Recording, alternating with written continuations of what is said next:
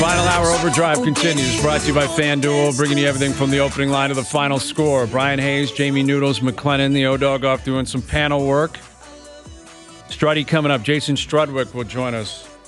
Set the mood in Edmonton. Hate that that's a 10 o'clock start, but you have to, right? It's the Leafs are on at 7. That game's at 10.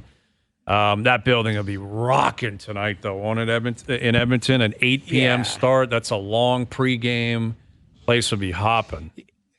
You know what? You're right. Like, you gotta stagger it.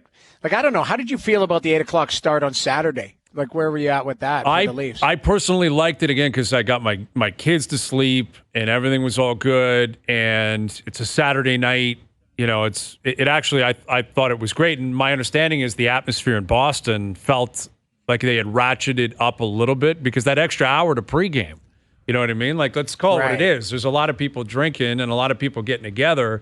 You have an extra hour to kind of mix in those dinners and the get-togethers and the tailgating. That place is ready to pop. And obviously it won't be the case tonight. It's a 7 o'clock start tonight, 7 o'clock, I believe, on Wednesday. But 8 o'clock's prime time, man. I got no problem with that. Yeah, I'm fine with it. Yeah, 8 o'clock start out here. It's nice so that if you can, you can watch the Leaf game, watch the Bruin game, watch Leaf Bruin, and then you go right into Edmonton, LA. Yes. Like if it's a couching night, you can have a wheel brought in or wings or whatever, and you should have two good games. Big time. Hopefully. The weirdest part, though, Brian, like by the time the Oilers drop the puck, the Leafs will have played 2 games, which is weird from a scheduling standpoint, right? Absolutely. Carolina Islanders too, right? Like it's just a pretty crazy statistical conundrum where the home teams went 6-0 in the NHL, the NBA home teams went 8-0, and if Dallas and Edmonton win tonight, that'll be 16-0 in game ones from the NHL and the NBA. That'll be the first time that's ever happened. Naturally, I mean it's a statistical anomaly. I know home ice and home court is a significant advantage, but you'd think someone would sneak a win in. And we didn't have any overtimes over the weekend. In the NBA, the NBA really, there were blowouts. It was not a great weekend for the NBA. Like, there was a lot of blowout games. But the NHL, there were tight games. There were games that felt, come the third period, it could break any way, including Vancouver-Nashville last night. I could see an overtime tonight, and I guess I'm just willing it into existence that it avoids Edmonton, right? Like, you can't have an overtime game that starts at 12:45 a.m. Eastern time. I know. Selfishly, please do not do that. Yeah, selfishly, you want it to be one of the early games, and it leads into the later game. But you're right. Like, you get into an OT game with Edmonton, LA, and it's funny, the chat with LA is the frustration with the defensive system they play. So they play a 1-3-1, which is a really bottling up, defensive stag, they almost sit back. It's almost like a modern day trap, right? And that's where I think you can expose them or you can get into trouble. If you start to try and force it and try and break it up, that's where you can get into a little bit of trouble. But if you find a way to skate through it, to pass through it, if you're smart, you know what you're up against, you can expose that because you can create odd man rushes once you get through the 3 in the neutral zone. But easier said than done. LA plays it pretty well. Absolutely. Edmonton, LA tonight. Let's head out there. Here's our buddy Jason Strudwick. Struddy, any fan fest tonight? Can you get in the building? What's going on with you? Yeah, I think there's another autograph session. You give the fans what they want.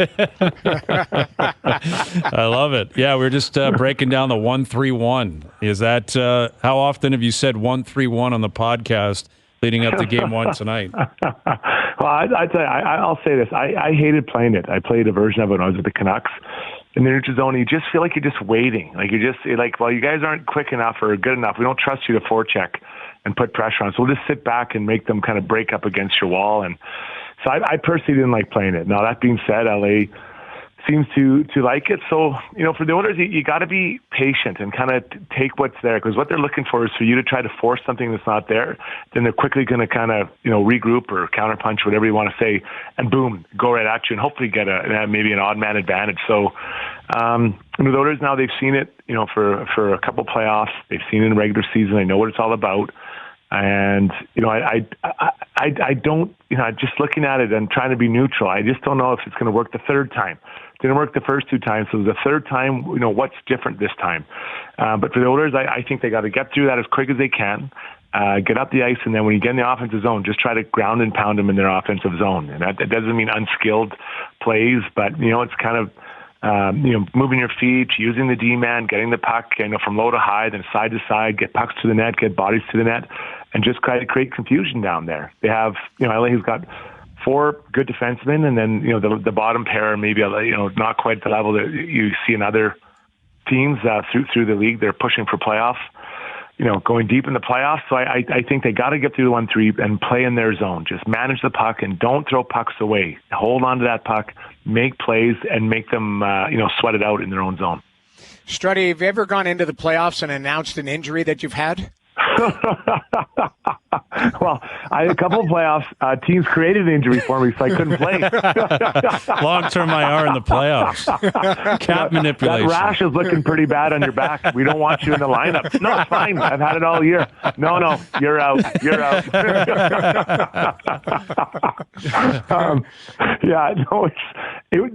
not going to lie. That was a bit of a surprise for him to say that yesterday. We're talking about Evander Kane, and so I guess the announcement of the injury, I guess it's not, it's not like he has a broken wrist, or remember when Kadri hurt his thumb, I guess when Evander Kane slammed him in the wall, they were trying to hide what it was, although we had an idea it was an arm or a hand or whatever. This one isn't, it's not like you can go out and pitchfork the guy in the, in that area, in the sports hernia. Get him in the sports hernia tonight, guys. So I think it's maybe not quite the same. But for the Oilers, guys, this is a big issue. He took the last week off, trying to get himself feeling better. But when you look at it, you're like, okay, this guy scored 24 goals this year. Sounds like he was injured. So what was he limited? Was it 10%, 20, 30, whatever it was? So maybe he's a 30-goal scorer, fully healthy. But this is an issue because this guy, he can help score, but he can turn a series on its ear by his physical play and by just driving the other team crazy. So if he's limited in games and or minutes within those games he played, this is an issue not just for the first round for the Oilers, but if they're able to go further in or deeper, it's a big problem. So I wonder if it was indeed happening all year, why wouldn't they have addressed it at some point? Now, I know when they start the year it was a rough start, but maybe at that point where they went on whatever, the 16-game win streak, like, okay, I think we're good now. Let's run him out here and he's out for whatever, 2 months, whatever, I don't know, whatever it is, and then he's back healthy. So kind of, I'd love to kind of know those details, but I'm not sure that Ken Holland and Knoblauch are going to run out and give him all those details now after it was announced yesterday by Evander. With Jason Strudwick, game 1 tonight, Oilers at home against LA. How much of the discussion, leading up to a series, we've talked about the 1-3-1, we've talked about Kane. How much in Edmonton is simply McDavid, Draisaitl, and, their pursuit of a cup and how great they've been in the playoffs in the past and how high the expectations are and the pressure that comes with being the players that they are going into a series like this one starting tonight? I think we can predict somewhat what those two guys are going to do. I think they've been enough playoff series, played enough games where we know they're going to put up points and contribute. So, interestingly enough, I think quite a bit of the conversation has been around the supporting cast. And, you can kind of get to that 5th, 6th forward and then down, through to your 12th, 13th forward. What are these guys going to do? How are they going to affect the game? So tonight you're looking at a line with Corey Perry on one side, and then Ryan McLeod, just a speed demon down the middle, and then a relatively newcomer to the NHL, and Dylan Holloway, who, because of the Kane injury, Kane's on the 4th line, he'll be on the 3rd line. So 2 really fast young players playing alongside, maybe not as fast a player, but definitely a guy who's won and is smart. So what can these 3 guys do? When I spoke earlier about getting to the neutral zone and getting the offensive zone, Corey Perry's built for that kind of hockey. He wants to, bump and grind, win puck battles on the wall, get it up to the D-man. Now you're grinding in front, falling on the goalie, like running into D-man. And so for Holloway and McLeod, I think watching and learning and listening to what he's doing, they could really have an impact on a line or on that line. And these 3 guys, they got to find a way to really contribute in a game and no doubt goals, but without having success in the offensive zone and offensive zone time and getting hits, holding on to pucks, making the other team sweat it out a bit, the goals don't come. So that's a line I'm really looking at and wondering what can they do, because they played some together, but I want to know, can they do it when it matters the most? Because they can't just be the top two lines and just, kind of hold on when the other 6 players are on the ice. Strud, before we get to the rest of the league, just one more on Edmonton. Why did Skinner start that last game in Colorado? I mean, they sat out everybody else. Like they sat out the trainers, they sat out half the coaches, and then okay, Skinner, you go, and you're playing against Colorado's best. And I mean, obviously they lifted him after the first, which it was a mercy pull. But what was the thought process, or what was everyone talking about after that debacle there? Well, Knoblauch was asked post-game, and he kind of, maybe you'd like to do this one over again. But if I was the head coach, and let's say that you're unsure of what Colorado's going to dress for a lineup, and then you go around there and you look at there in the first minute of the game, or even just the national anthem, and you see they're fully loaded, I'm like, Calvin Pickard, get ready. You're changing first shift. And I'm just like, out. I don't want to feed my starter to the wolves. That's what a backup's job is. And then no disrespect to backups around the league, but, unfortunately, you got to take the rough shots at the end of morning skates, and you got to sometimes, take one for the team. So I think Stuart Skinner's a calm guy. I think he's level-headed. I don't think he'll carry that into this game one, but it was really surprising because it reminded me of an exhibition game, where especially now where all the stars play at home, then you send your road team, right? All the guys with enough games have played in the minors around the NHL. They're like, who are these guys? And they go out and play, and then poor Stuart Skinner's in the pipe. So I didn't like that choice. I don't think it's the end of the world, but I would have maybe flipped it. I would have played Stuart Skinner in Arizona, which where they played the evening before at the old Mullet Arena, and I would have put Pickard in on the Thursday night in Colorado. Struddy, what'd you make of your alma mater, or I guess your former alumni out in Vancouver last night, where there was a lot of energy? They hadn't been in the playoffs in a long time. They hadn't played a game in that building in the playoffs in a long time. They were part of the COVID bubble, of course. Down 1-0, down 2-1. They stormed back in the third. How good did you think Vancouver looked last night? Yeah, I mean, the energy in that building's crazy. The fans are fantastic, and the white towels waving around. They love it. They absolutely love doing that stuff. So when they're not hiking up Grouse Mountain, they've got their white towels, and they're rinsing those things around. But when I it's funny, like I watched that game, and I'm just zeroing kind of on the third period. Nashville plays an interesting style, and one I don't know that you can have long-term success.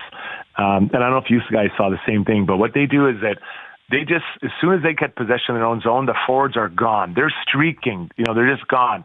And then the D-men just launch pucks up, and now those guys get it. And I thought, especially in the third period, the Vancouver Canucks did a good job. The D-men would just latch on to one of the wingers or the center, then the other center would stay high. So when those guys got the puck, most of the time all they were able to do was to just chip it in or redirect it in there. And now, sometimes you're standing still, and it's hard to get pressure on that forecheck, and all Vancouver do is go back and just chuck it back to the other team's blue line. And I thought Nashville really had a tough time kind of getting any sustained ozone time. So I get the idea. You want to get out of your end. You want to try to catch teams. And they've had some success, obviously, that with this year. But I just don't think you can do that all year long. I think that it's, to use the coaches where you're too disconnected. Your D-men are back in your zone, forward at the far blue line with most of the time not a lot of speed. Then the Canucks guys are just waiting. They're just waiting there on you and making you unable to make a play. So I don't like that style of play from them. And I think Vancouver looked pretty good, and they got, they kind of got contributions from different guys through their lineup, and Demko looked pretty good. So I don't know. You're trying to play you're hoping to get chances and create chances, but when the team knows it's coming every shift, I think they're ready for it, and they'll sit back and pick it off. Struddy, what did you make of the Bruins-Leafs first game on Saturday night? You love the energy the Leafs come out with. They were, really going for it. It felt like they were really trying to prove that they could play as tough as the Bruins. But, sometimes when you're trying to do that, you get a little distracted. And the Bruins don't have to, they're like, we already know we can play pretty hard, and we played heavy hockey. We don't have to prove it. So, some of those penalties, especially later on, were ones that you can avoid, and you don't want to just, it not only, it's one thing to kill the penalty. That's great. You do get momentum. But the problem is that guys are sitting on the bench now, and they're not able to get into the flow of the game.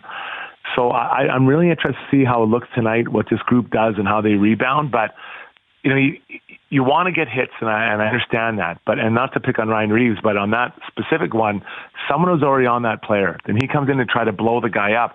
Well, that's what they want. Those skilled players, they want two guys to come to them, win that possession of the puck, because guess what? They're wheeling it somewhere else. So I think those are lesson learned. And there's only one game, so now you move on, and whether you lose 5-1 or 1-0, you move on, and now take those lessons for game two. So I think it's going to be really interesting. I don't know if you guys have any update on Nylander. Does he play?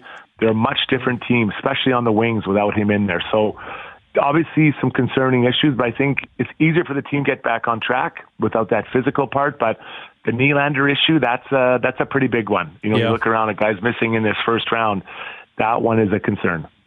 So Emily Kaplan is down there for ESPN, and she just tweeted this out. Info is tight, and there's a lot of gamesmanship in this Leafs-Bruins series, but as I just reported on ESPN, Jim Montgomery told us that the decision for who to start net for the Bruins in Game 2 was made by his staff a week ago. So that would point to Ullmark going tonight. As, I told you. No, I understand that, but let me ask you, Struddy. You're in the room. Okay, you just won 5-1 in Game 1. Swayman's been great. He's been great against the Leafs. You've got mojo. You're going into Game 2. How are you feeling about your coach coming in saying, I didn't even watch Game 1. Doesn't matter. I made up my mind last week. Like, does that go over well with everyone, or is it just understood that that's the way you operate? I think in some situations it'd be questionable, but I think both of those goalies are both pretty close to each other, right? It's not like a and an F. These are two A goalies. Mm-hmm. So I think the players in there trust both goalies. So, I understand what he's trying to do as a coach. You're trying to get both your goalies in there, maybe keep them fresh, whatever the case may be. I know there's a lot of people calling for, he won, he's going to keep them in there. I get that, but they've done this already. I think the standard's been set, or the precedent's been set. And again, I don't think it's a big drop-off. I don't know, Noodles, I think they're both really good goalies. So I think the team feels comfortable in front of either one at this point, no? Yeah, I think it's unconventional, and that's the thing. And Hayes makes a great point. We talked about it a couple hours ago. He said, if Ullmark comes in and doesn't play well, you know what it's going to be like in Boston. Should have gone with Swayman. Yeah. But the thing is, last year they went with Ullmark for 6 games and then went to Swayman. They didn't have the success. The last 27 games of the regular season, they rotated, regardless of shutouts, regardless of anything. Mm-hmm. So I think that's just the way the team is wired. And I don't think they're going to deviate from a plan. Now, Game 3 might be up for grabs, or maybe Game 4 or whatever, but I think they may have laid it out and said, we're going to alternate the first couple games, and then we'll see how it unfolds. But I think the team is wired that way to have both guys. And you're right, it's not a drop-off. They went to Swayman Game 1, and Ullmark won the Vezina last year. Like, that's they're both really really good goalies. So the challenge is for the Leafs to get after them. It's not for the Bruins players know what they have. It's for the Leafs to go, okay, we got a different guy in there, and they're both really big and good flexibility. They got to find a way to get in the guy's eyes so that he doesn't see the puck. Yeah. I think and I think it's interesting. If they win again tonight, if the Bruins win again tonight, I think you probably alternate again, assuming they alternate tonight. If you tie, if they lose, if the Leafs win, then maybe it's a harder decision, right? So I think that'll be play into it, because if you win, you're 2-0 going back to Toronto. You feel pretty good about your game. Maybe alternate again, right? And you keep them both fresh and hopefully both healthy, I guess, if you're a Bruins fan. Yeah, and they're playing with house money now. They won Game 1. It's easier to stick to the plan, I guess, because you can breathe a little bit easier, as much as that might be kind of contradicting what we're saying here about the idea of you go back to what worked for you. But you got the win, where, like, if Swayman made 50 stops and they lost 1-0, then you're up against the wall. You need a great performance. Not that they wouldn't expect that out of Ullmark tonight, but that's the position we're in. Going into Game 2, Leafs-Bruins, that game will be over likely unless it goes to overtime. Before Edmonton even drops the puck, which is pretty crazy, Struddy. But it's going to be a fun night. Enjoy it out there, buddy, and we'll do it again soon. We appreciate this.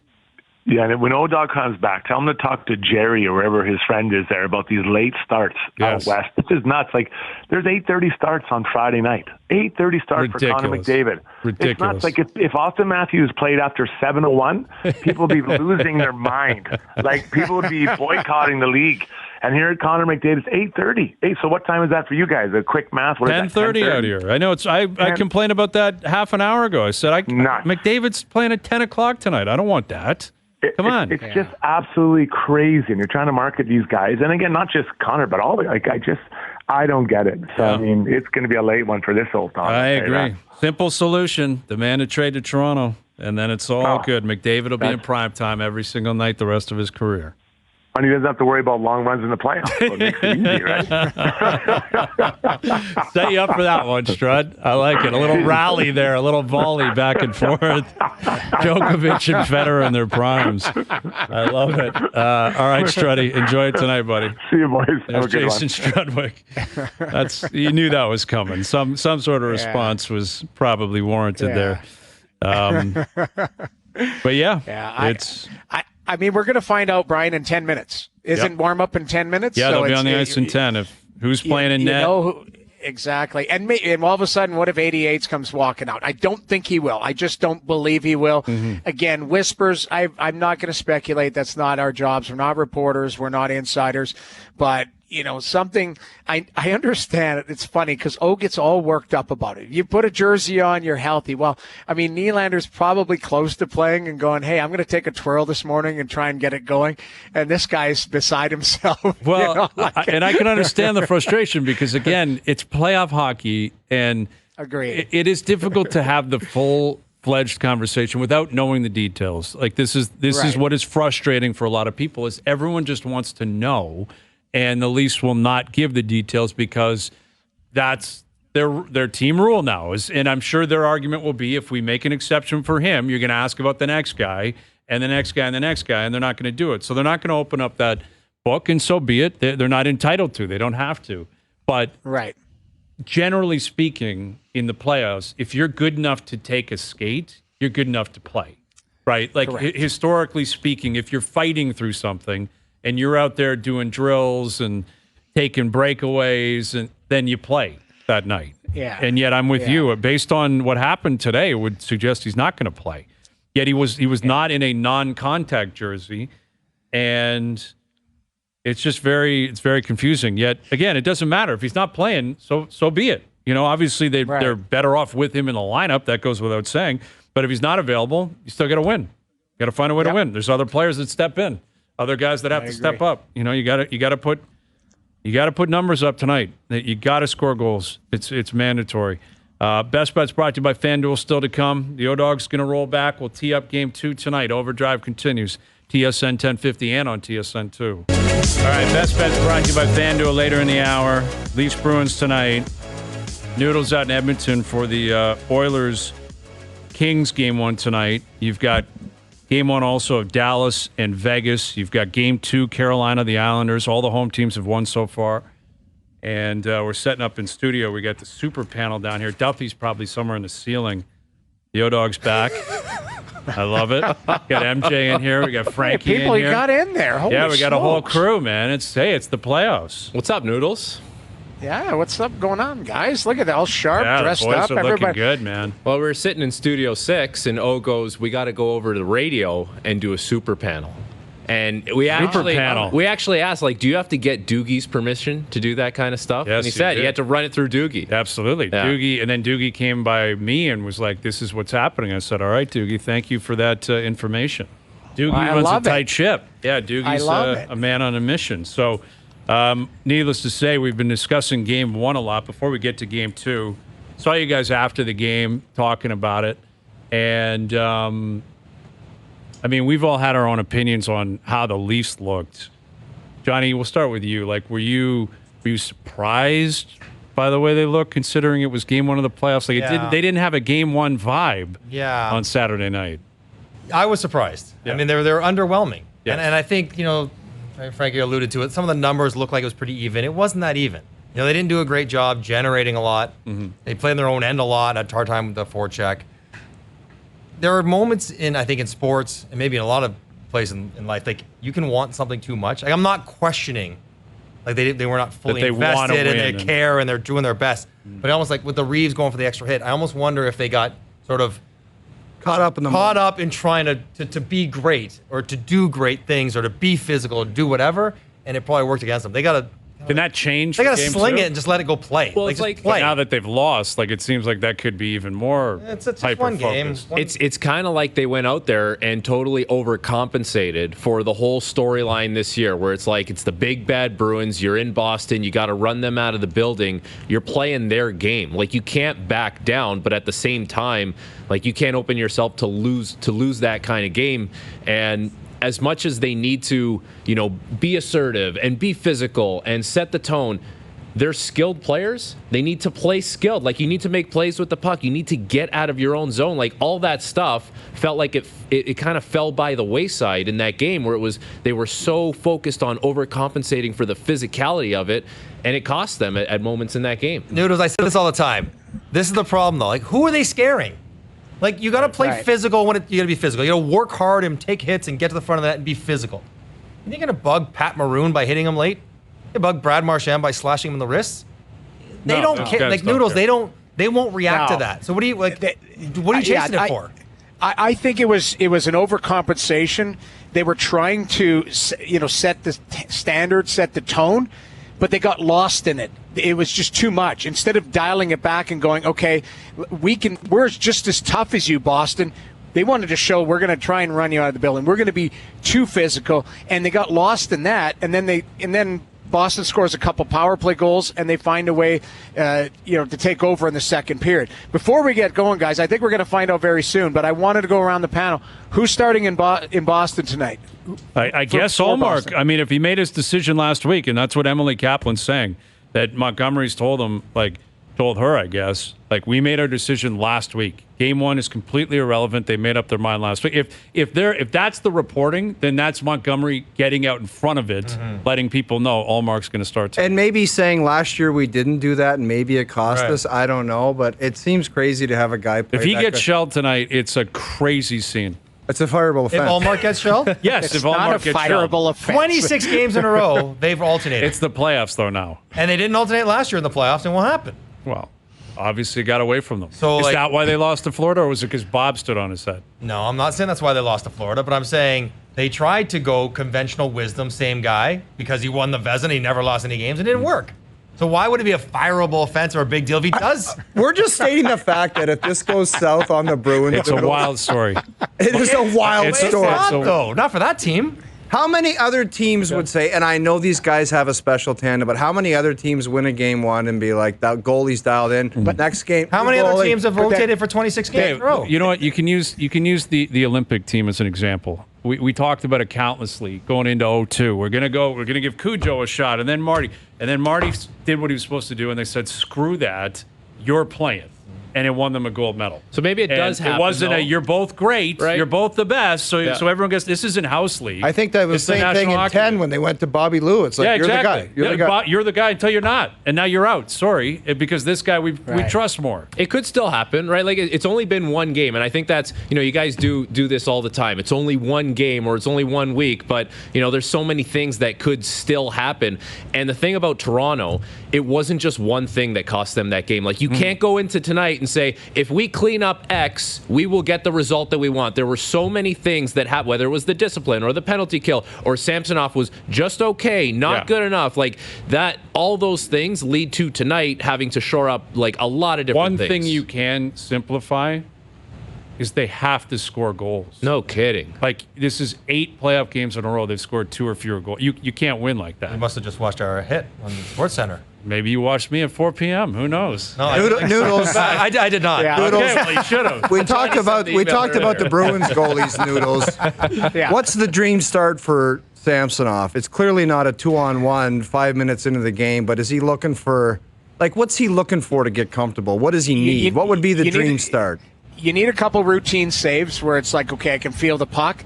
And how about one big save where it's like, okay, I feel it. I'm feeling it tonight. Like, a lot of times you can have the best nap, you can have the best warm-up, you can feel great, and the puck hits a defenseman's skate and goes in, and like, oh, God, here we go again. So to me, it's about some routine shots where maybe it's a 2-on-2 and a guy fires it from the blue line, and you catch it, you put it down, you start feeling pretty good about yourself. Get out, stop the puck a couple times behind the net. But when you're tested, a big save really goes. And what it does is it tells the bench, too. I'm feeling it. I'm feeling it, guys. So that's the dream start for Samsonov tonight. And on the other side, if Boston can get to him early, now all of a sudden everyone's going, uh-oh, what is this going to look like? So that's guaranteed in Boston's dressing room. They're going, shoot on this guy. Absolutely. Let's see what he's got. Get one past him. What does that say about your goaltending situation when the other team's like, just shoot? Yeah. There's no such thing as a bad shot. How about a lead, Noodles? Like, how about a lead? Yeah, well, that's like, let's get up 2-0. Yeah, they have. And then if he lets a bad goal in or one off a skate, it's not a big deal because, we scored a couple. We might get 4 tonight. Couple updates here. William Nylander out game 2, not on the ice. Bizarro world, man. And Ullmark is playing.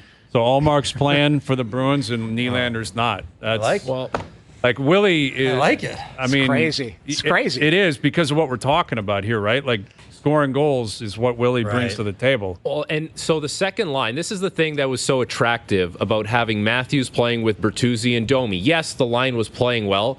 It was going to allow you to have Marner on a different line, Nylander on a different line, and even with Nylander out, the second line still has the opportunity to have the Tavares night or the Marner night. And you watch the games last night, it's like they had the Lowry night in Winnipeg, and Kyle Connor got 2. Dakota Joshua had the night in Vancouver. Why is it that in Toronto, that just never seems to happen here? It's never Marner got the best of Pasternak. It's like Matthews didn't get the best of Charlie Coyle or whoever it has been over the years. It just doesn't. It hasn't those happened. Guys, they have to do it. Like Matthews, because Pasternak, I think he'll show up tonight. I'd be shocked if he doesn't score. Shocked. He will. I'd be willing to guarantee that. I gave it strong consideration for my parlay today. Yes. I got him on the shot clock because I think he's going to be busy. He'll be rifling shots. And yet, like Matthews is a better goal scorer than him. Mm-hmm. Not in the playoffs, maybe, but that's on him to prove that he can carry over what he did in the playoffs. Yeah. Mandatory tonight. Yeah, I mean, and I think, if Tavares and Marner are playing against Pasta's line, there's a real defensive responsibility there. And Tavares and Marner haven't done great at 5-on-5 when they've been together. They're both great players, but they haven't had great results. So you're really lumping a lot of your eggs in the Matthews, Domi, Bertuzzi line that they are going to score, and then your power play is going to score. Those guys are thinking they have defensive responsibilities too. They still find a way to create offense. It's not like they're going out there. Well, not in game 1.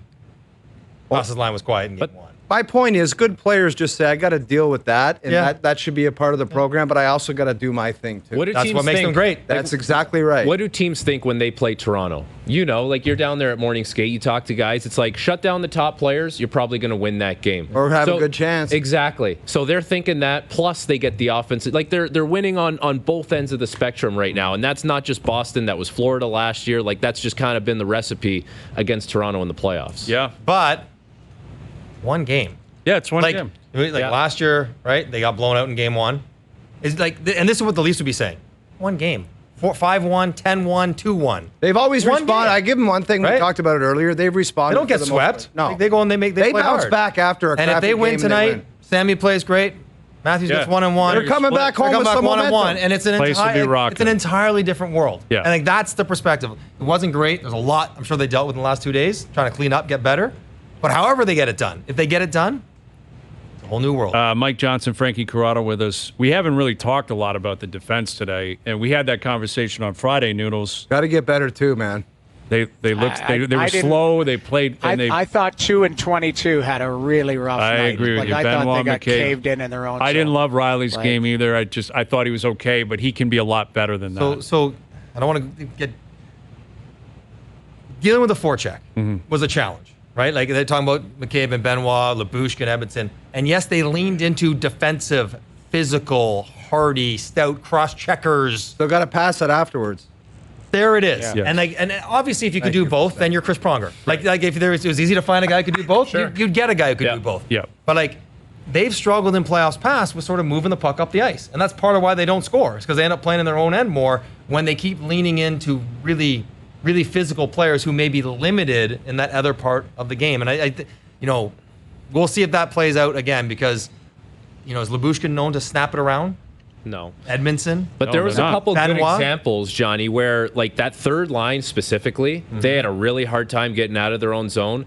And then after, Morgan Rielly gets dummied in the corner. Yeah. And it's like, that's your number one guy that is supposed to be flying up the ice, getting involved in the play, and now you're putting him in a bad spot. Like, it wasn't just the six-man unit. It was like, as a group of five, it never felt like it was really connected. Not but cohesive. like you said, like, you have one night like that tonight, and all of a sudden it's like Zaka doesn't look like so stout defensively, and Coyle starts to maybe second on Matt Grzelcyk. Right. Make them look like, they might perceive how, Benoit might have looked if he had an off night. Absolutely. I mean, because that's what we talked a lot about coming in here, that the Bruins, like, they gave up a lot of slot shots during the season. They allow you to get inside. Obviously, McAvoy's a stud. Lindholm's a stud. Carlo's a good player. Grzelcyk's a good player, but you can lean on him. Mm-hmm. But at some point, you're going to see a third pairing out there. You better expose them. Like, you better get after them. And, from a Leaf defensive perspective, they're not making changes tonight, and I'm okay with that. I don't think you want to panic. Think they should. No, it's one game. You got to clean some stuff up. And I guess Brody would be the guy you put in. That's probably the only option. Like, I don't think Giordano's going to go in. Not unless something strange happens. Timmins, I don't see it based on his history, and he hasn't played a lot. And just general trust with the coach. And general trust. Yeah, exactly. But I think Rielly, like, if you look back on how it unlocked against Tampa last year, he had a great series, very active, up in the play. So, he's got to activate, basically. But in order to do that, sometimes it takes the first puck. You got to get going moving north for him to be activated. Was there too much? Like, is it too redundant now on the blue line, having a guy on each pair that is that kind of like meat and potatoes guy? Do you need someone that maybe is a little more of a puck mover?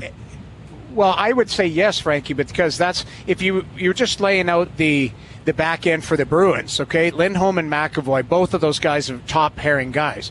But you got Grzelcyk and Carlo, a guy who can move the puck and a guy who can bang and still move the puck. I think Carlo's a really good player. Mm-hmm. But you got Shattenkirk, who's gone Messier, and with good Peak, on him a decade ago. Yeah, good on him. But Peak, they acquired. He's a physical kind of stay at home. Like, they've got a mix where there's no mix with the Leafs. You're supposed to have it if Edmondson and Liljegren type of thing. But that second pairing, like, who's the puck mover out of McCabe and Benoit? That's where McCabe. I think it's supposed to be McCabe. You're right, but he's You're asking a lot from him, though. Yeah. Against a good forecheck and good system team. Right. To go back there, retrieve it, make a clean play, shake a defense, shake a forechecker, hit O on the wing, and off they go. Like, that's. He's had a really good year. He's a good player, but you're asking a lot. Well, and one thing I do think you can ask for more of, and we saw a couple of examples. I think it was Holmberg and Benoit. If you're in the lane, you got to block shots. You have to. You can't flamingo. You can't move out of the way. You have to. And I think the Carlo goal was that Holmberg, I believe it was. He's got a screen. It's a beautiful screen. You have to block that Samsonov. shot. You can't stop and stand there. You have to block the shot or move. Yeah. And there's a general awareness. I mean, like you're generally supposed to take the far side if you're not sure. Like, if you can't eat it, you're not on top of them. You're supposed to take the far side of the net away. Like, that's the angle the goalie wants. You get on the far side. Let me have a clear line of sight on the short side. And we work together, and he's right dead smack in the middle. He's actually on the short side of the net. That was also the same with on the Brust goal. Same thing. Benoit does the same thing. Doesn't take the far side I would away. also say, and Noodles, maybe you can speak to this, but if you're a goalie in the playoffs, okay, everyone has been asked to do a little bit more here from a competitive standpoint. The forwards, the defensemen, everyone's being asked a little bit more. As a goaltender, if you see that, can you not be a little more urgent or competitive in that situation to be like, okay, I'm freezed out here, I have to look the other way? Like, does that not happen in the crease as well? Well, it comes back to what MJ said. If there's an agreement between the goalie and the D go, hey, I'm going to take the short side, you take the far side, or vice versa, you're going to take the far side. So a goalie will always look left if they're going short side on that play. So he'll find it that way. To me, Holmberg's right in the middle, and you see Samsonov. He's not looking around either way. You got to commit to one side. Unfortunately, he commits to the glove side. The blocker side was wide open. We saw the camera angle. That there's more daylight than you care for in that situation. When I played in St. Louis, Chris Pronger and Al McInnes always told me we're going to take the short side. We're going to take the short side post. So I always knew to look blocker side. I'd look around them on the blocker side. But it was an agreement. So you knew, and if they didn't block it, it was on them. If I got scored on that blocker side, that was on me. Right. So that's the type of stuff, like chemistry, Edmonton's played, 5 games? I think that's the elite type like, of stuff, Noodles. I think guys are like, maybe I'm going to block this shot. No, they're not saying, oh, yeah, I'm going to take this. I don't even know if anybody thinks of that. Well, and Pontus Holmberg is in the not. penalty kill, it's something we talk about. Yeah. Like when Benoit should know when you're that defense, you're fronting, you're going to go down and try to block that shot, whatever you're going to do. Mm-hmm. It is well established, whether it's short side, far side, whatever the rule is on the team, that in penalty kill for sure is discussed about. 5-on-5? Yeah. We're micro analyzing all these things, and it always is just going to come back to is our Matthews job, going to buddy. be the It's our best job. player? Is Marner going to be the Super best panel. player? This is why we're having a super panel, but that's what it always comes down to. It all makes sense. The super panel. Yeah. All right, that was Yeah. super stuff. Super stuff. All right, we'll catch you Good guys stuff. on the good panel tonight. Is it a super panel when Duthie steps in? I think it's It's a the super alumni I think you make panel. this a super panel. It'll just be the panel tonight. I appreciate that. All right, we'll catch you guys on the panel tonight. There it is. The O-Dog Jeff O'Neill, Mike Johnson, Frankie Corrado. Get to our best bets brought to you by FanDuel. Tee up game 2 tonight. Overdrive continues. TSN 1050 and on TSN 2. All right, today's best bets are powered by FanDuel. Make your picks and assemble a same-game parlay in seconds on the FanDuel Sportsbook app. Morgan Riley, 1+ point tonight. He registers a point. I think Mo shows up. He's a playoff performer. It's a big game on the road. This power play's got to get cooking. He's going to play a big role in that. I got Morgan Riley to register at least a point tonight. I have David Pastrnak, anytime goal scorer. I think he'll be humming. I think he'll be cooking tonight. And yes, a goal in the first 10 minutes. And I think if it's a Leaf goal in the first 10 minutes, they're off and running. I think if it's a Bruin goal in the first 10 minutes, it's troublesome. It's a battle. Yeah, I mean, at a minimum, right, you can't have a goal go in that's weak early. Like that could really be a backbreaker if Samsonov, not even how the team responds, how he reacts. His confidence Right. has been shaken down the stretcher. He hasn't played great. So, yeah, those are your best bets powered by FanDuel. FanDuel's goal in the first 10 minutes is the most electric bet in hockey and can be included in a same-game parlay on any NHL game. Please play responsibly. 19+, physically located in Ontario. Tons of cliches, but they're all accurate. Score first, right? Got to get to 3 or 4 goals minimum tonight. Samsonov's got to play well. I mean, that's the breakdown for Game 2 tonight. You pretty much, I mean, I don't think it's a must win, but it just, there's certain pressure points within a series. You need a response game. That's what you need. Yeah. And you know what? It didn't go well for you in Game 1. You park it and you move on to Game 2. Like, there's lots of ebb and flows. I don't think anybody thought coming in this was going to be a 4-game series. It's going to go the distance. And I think, you've got to find a way to insert yourself into the series in a positive way. And that's everyone in that dressing room's thinking that right now. Yeah. How do I play my game? What do I do to contribute tonight? Right. Have confidence in yourself, right? The Leafs, they had a really good Right. regular season. They've been in the playoffs 8 years in a row. Last year, they lost Game 1 in worse fashion. Like, it was ugly, Game 1 last year. And that was at home, Right. and it was loud, and they couldn't get away from it. And, this is the benefit of starting on the road. Okay, it didn't go so well for you Game 1. Get Game 2, you come home, everything's all good. That's really all you expected, I think, out of all the road teams. That's what the Islanders are thinking tonight, right? All the home teams won. There's going to be a couple of home teams that leave up 2-0. Like, that's going to happen. But there'll be at least 3, I would think probably 4 of the road teams that will win Game 2. And we'll make it a series, and you walk away with a split. It's all about mind games, and if you start believing, that's going to go a long way. So Leafs Bruins tonight. We'll see what happens. You're out in Edmonton tonight too, so we got a big one, a doubleheader, Canadian content. Full We're looking forward to that. Yeah, full breakdown. Yeah. We'll catch you tonight on SportsCenter. Sure, you'll be everywhere. And full breakdown tomorrow. So thanks to everyone behind the scenes for helping out. We appreciate it. As always, everyone for tuning in today. TV, radio, podcast, web. We appreciate that. We're out of here. Enjoy your evenings. Enjoy the games tonight. We're back tomorrow at 4 p.m. We'll chat then. We'll chat then.